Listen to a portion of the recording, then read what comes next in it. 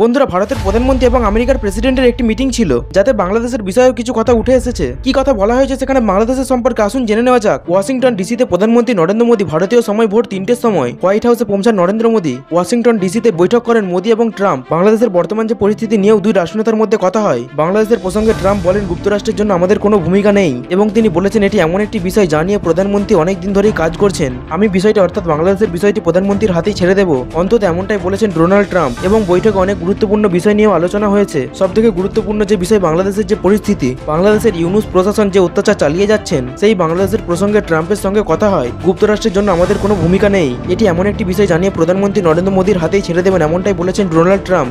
There was no role for our deep state.